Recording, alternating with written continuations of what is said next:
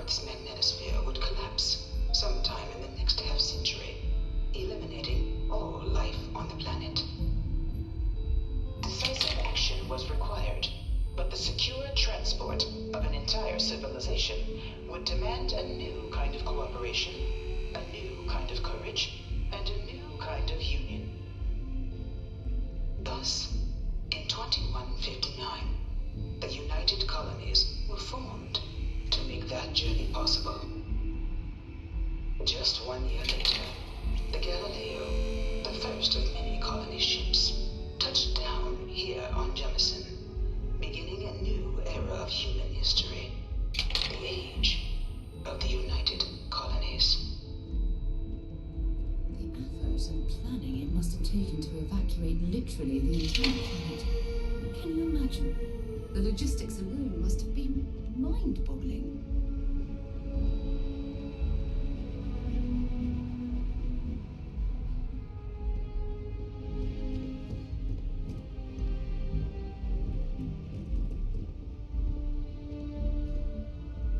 From their foundation, the United Colonies strove to provide all their citizens with opportunity, security, and peace. But there were those among the UC that still wanted something more: independence. So in 2161, the UC issued the Centaurus Proclamation, granting UC citizens the right to settle distant worlds and form their own sovereign powers. It wasn't long before the first new faction, the Free Star Collective, was formally organized in 2188, later followed by House Varun, revealing themselves to the universe in 2230. The result of the Centaurus Proclamation has always left me torn. So much conflict arose as a result. Was it worth it? It was only in 2230 that the faction known as House Varun first made contact with the rest of the settled systems. Founded by the passengers of a colony ship that had left New Atlantis and disappeared 4 decades earlier, House Varun was a faction unlike any other. A theocracy dedicated wholly to the beliefs of its isolationist founder, Janan Varun. House Varun initially made overtures of peace towards the rest of the settled systems. They claimed their only intention was to spread the word of their god, the Great Serpent. But none could have guessed that this worship might take the form of a bloody war, the Serpent's Crusade.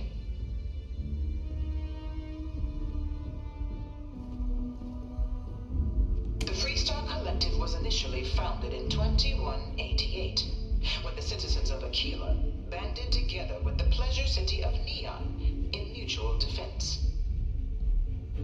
But in 2194, after the deployment of a UC medical star station in orbit around their world, the citizens of Narion also requested to join the collective.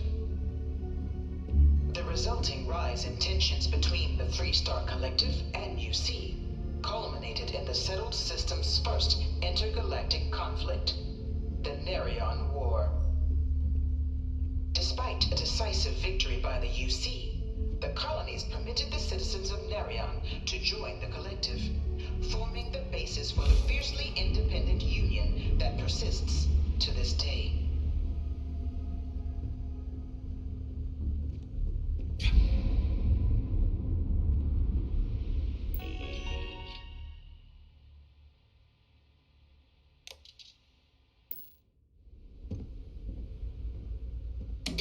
In 2240, House Varun forces declared all-out war on the rest of human civilization, initiating the Serpent's Crusade. Over the next 23 years, thousands of Freestar, UC, and independent souls were killed by agents of House Varun in the name of their serpent god. It was only with the death of their founder in 2263 and the succession of his heir, Jarek, that House Varun finally sued for peace. There remains, however, select members of House Varun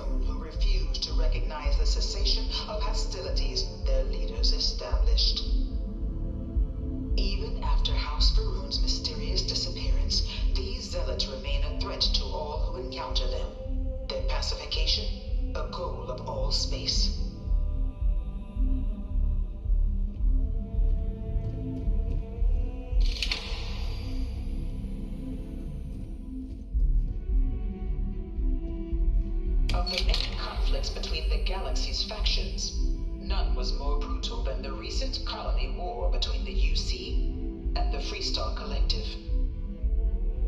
Set off by the unauthorized Freestar colonization of Vesta's Pride in 2308, a direct violation of the Nerion Treaty, the colony war spread quickly across the galaxy. Both sides deployed every tool at their disposal. Armadas of warships, mechanized combat platforms, or mechs, even bioengineered alien creatures, the infamous UC xenoweapons.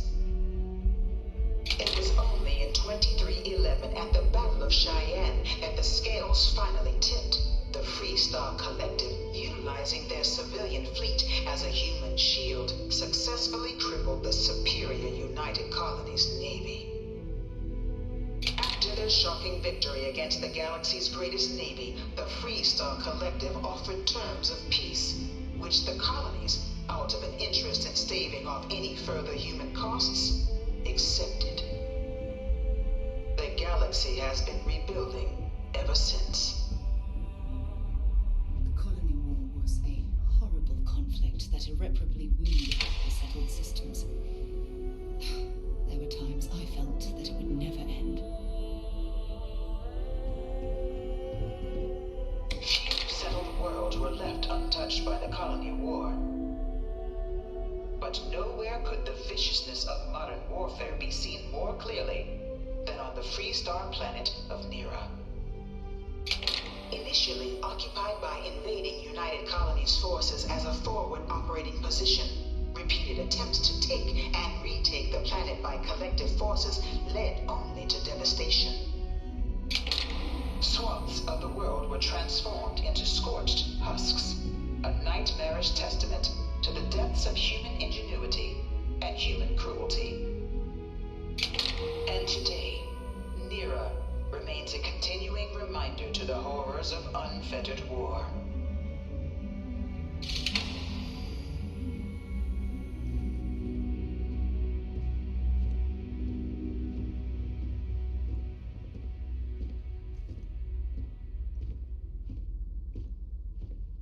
You know it was some UC general that condemned Londinium? Gave it over to these things. One of my slates. One of these murals said he was executed after the war. Minds. Might have gotten off too lightly. That can't be true.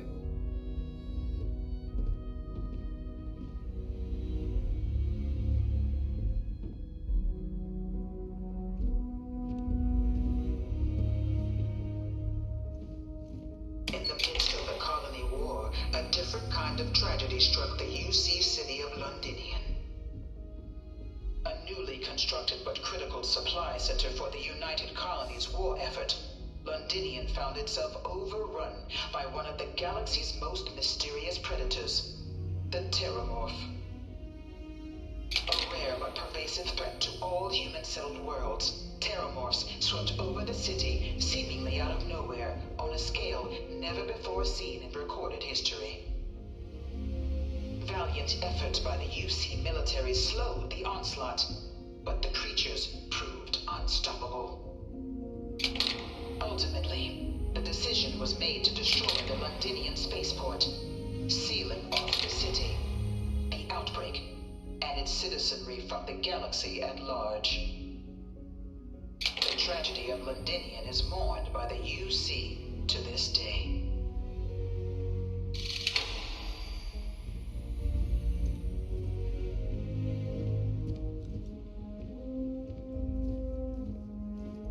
After the devastation wrought by the Colony War, the UC and the Freestar Collective came together to ratify a treaty that became known as the Armistice.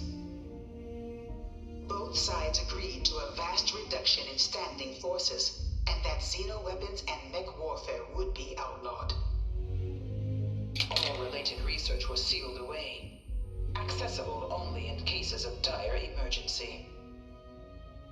But the Collective had another demand, that the active commanders of the UC military stand trial for their actions. The United Colonies, in the interest of peace and galactic security, agreed. In 2311, 3 United Colonies senior officers were found guilty.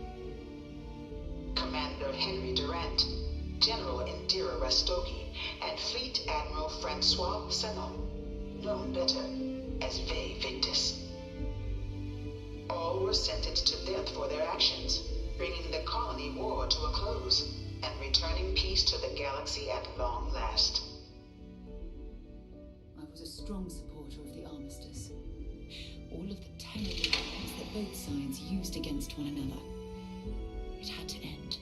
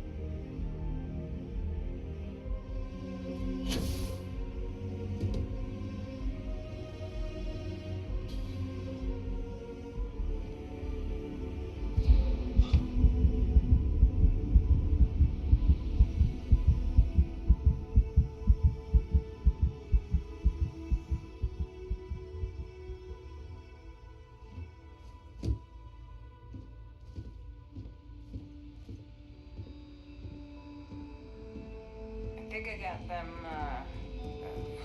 what do you call them? Corns? It was into this new world that the Vanguard was born. An official branch of the UC Navy, the Vanguard is the United Colonies Volunteer Fleet, serving a myriad of security, logistical, and reconnaissance roles. And after a sufficient length of service, UC citizenship is guaranteed to every Vanguard member. Open to all captains, regardless of origin, the Vanguard is leading the charge to protect and support the citizens of the United Colonies, wherever in the galaxy they may be.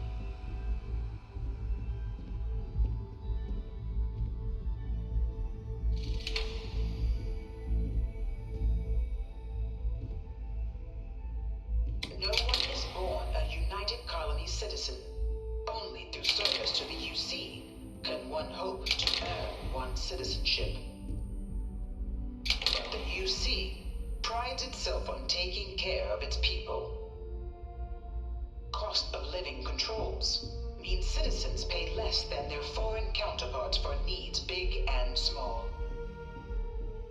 All citizens are issued a grant upon joining to get themselves on their feet. And only UC citizens have the opportunity to purchase property, getting the chance to live in one of the most beautiful cities in the settled systems.